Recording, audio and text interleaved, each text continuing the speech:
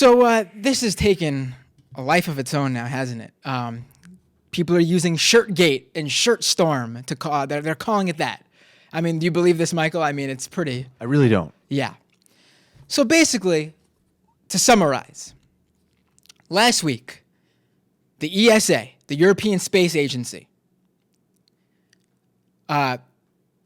landed a space probe on a comet. First time it's ever been done.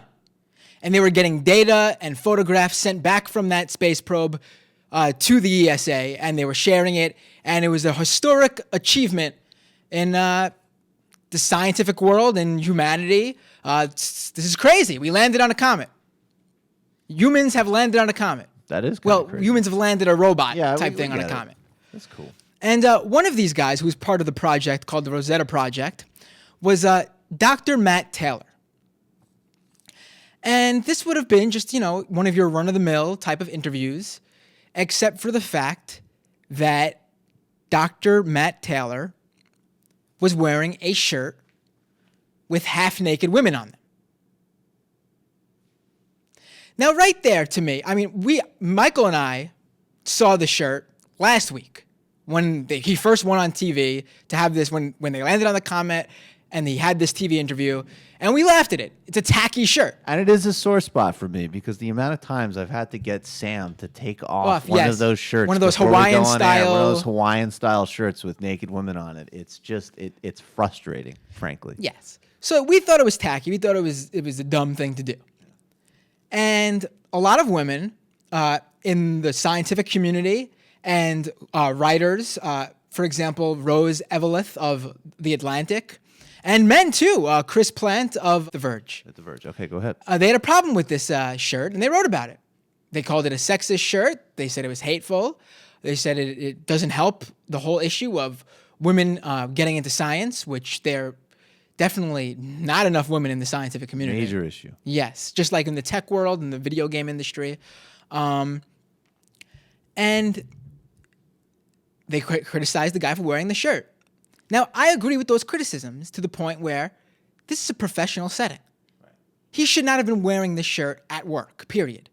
But then on top of it, to know you're going to do this today and that very likely you will be spoken to, interviewed by the press to wear this shirt on TV, you're then putting yourself in a public sphere where you're most definitely open to critique. Once you put yourself on national television or international television for the world to see, you can't really complain about the actions you do or say while on that medium. You're putting yourself out there.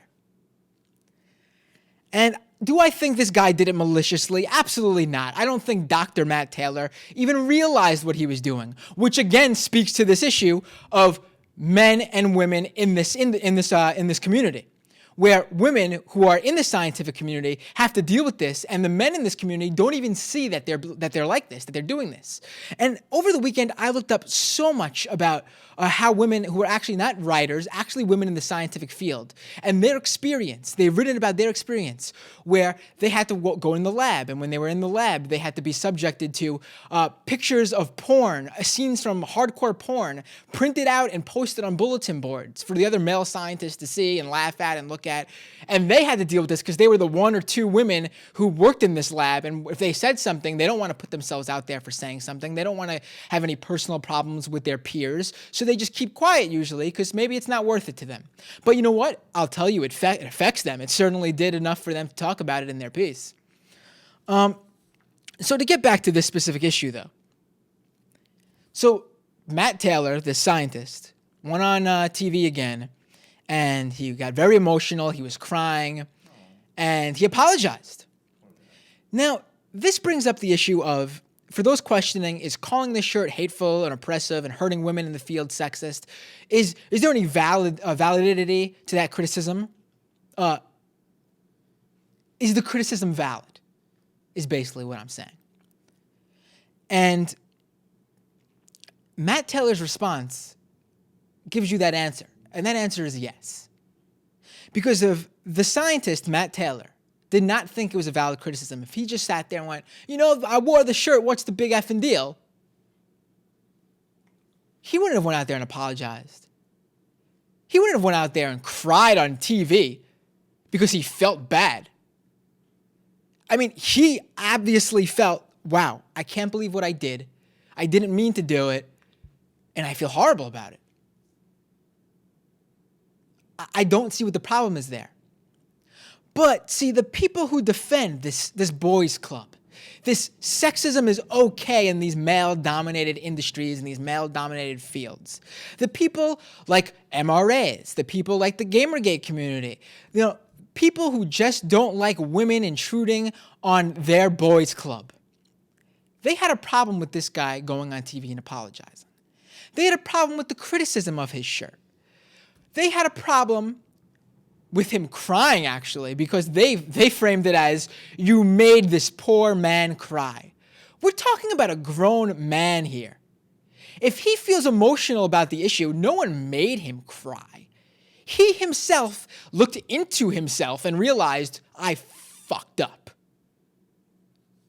Now let's get to some, and then let me again, just like the men and women who felt this shirt was sexist had the freedom to criticize this shirt that this guy wore in a public sphere, I also agree that those who want to critique the criticism of the shirt have the right to do so. However, one woman I mentioned before, Rose Eveleth, and then Chris Plant, another guy I mentioned before, they haven't received criticism about their criticism. They've received straight up harassment and hate about this shirt. People telling them to kill themselves. People not talking about this shirt at all. People sending personal attacks to them. And then let's get to some of these attacks I've seen. Some of these criticisms, critiques of the criticism I've seen. One that was shared a lot was one that is taking images of feminist protesters, feminist activists at protests who are maybe topless, who are, have written stuff on their chest, don't tell us how to dress. The type of things you see at events like Slut Walk that aims to end the slut shaming of women.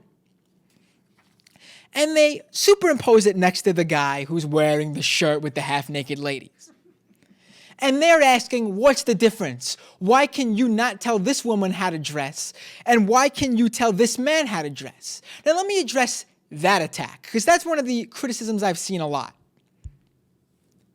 The point there is, those women are showcasing their bodies, the female body, in an attempt to bring light to an issue. What this guy is objectifying is not his own body, the male body. He's objectifying a body that is not his.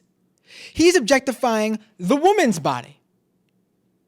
If he was a man and he wanted to wear a shirt with half-naked men on it, I would still say it's not smart to wear it on TV, nor to wear it in your place of work. But I guarantee you that would be much less of an issue because he is a man. If he was wearing a V-neck shirt that showed a little bit of his chest, no one would be slut-shaming him because he's a man and it's his own body that he is choosing to wear that shirt. Again, whether you want to wear a V-neck at work, whether you want to wear a V-neck on TV, that's up to debate whether that's the appropriate attire. But in this specific case, women who are protesting, again, we're talking about women who are at a protest. These women aren't showing up naked to their place of work. These women are using their body, the female body, whereas this man is using not his body, a female body. So that criticism, there you go. Debunked. And then there's this criticism that I've also been seeing a lot of. Debunked. Again, superimposed next to a picture of the guy wearing the shirt. And you know what? I really do feel bad for this guy at this point, that he apologized for it, and the people who are supporting this shirt are plastering his photo everywhere, more so than the criticisms did, I'll tell you that much. And they take the photo of him and they put it next to a children's, as in a girl's children's shirt that said, boys are stupid, throw rocks at them. Number one, that shirt actually received lots of criticism when that shirt was released. Number two, we're talking about a children's shirt. You want to tell a little girl that that's not a smart shirt to wear? over a grown adult man who can make that decision. Second of all, also, they can't even find in the meme that's being sent around of the photo of the man wearing the half-naked lady shirt and then the boys throw rocks at boys shirt. They couldn't even find one example of a human being actually wearing the shirt. It's just a picture of the shirt. Right.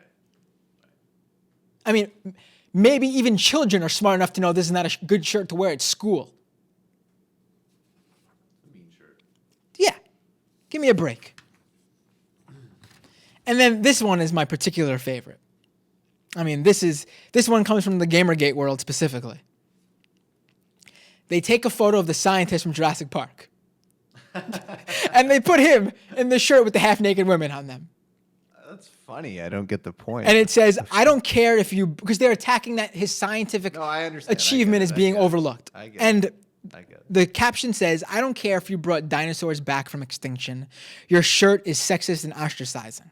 I would have two problems if the scientist from Jurassic Park wore that shirt, because bringing dinosaurs back was a problem. Exactly, that's the point. I mean, that you were getting. Number one, I don't think they realized Jurassic Park is a movie. And number two, have they missed the entire message of the story of Jurassic Park? The whole point, and this works perfectly even to the shirt, the guy wearing the shirt in real life. The whole point of the movie was two scientists. You were too caught up in if you could do it, you didn't stop to think if you should do it. I mean, the man literally was so caught up in getting dinosaurs back to bringing back dinosaurs from extinction, having a place where people could visit dinosaurs, that he even stopped to think of the ramifications of doing so, and his grandchildren were almost eaten by a T-Rex. So yes, actually, if he was wearing this shirt in Jurassic Park, he would have been like, wow, I got to stop and think about this shirt. And maybe that would have even made him stop and think, maybe this whole dinosaur thing isn't such a good idea either. What an asshole. Like, with all the problems that we have to deal with in the world today, the friggin' Hawaiian naked shirt lady brought dinosaurs back to life. Like, F you, buddy. And another thing that's being tossed around here to defend this guy is that... I guess if they threw it on Einstein, it would work. Yeah. Which would be a hilarious That image. would be... Please throw it on Einstein, please yes. do it, yeah. But another thing here is, apparently, the guy's friend, who's a woman, made the shirt for him. Okay, that's cool. That's fine. If I saw him walking down the street in his own private life wearing that shirt, I probably would have snickered to my friends, said, look at that tacky-ass shirt. And it never would have came up again. There would have been no big hubbub about it. That's great that a woman friend of his made that shirt for him. That's not the point. The point is he wore that shirt at work when he was representing the scientific community globally. I mean, it's that simple. If you can't understand that, and again, I believe this guy had no malicious intent, which actually, again, speaks to the problem in this community where they don't even realize that wearing this shirt would have been a bad idea.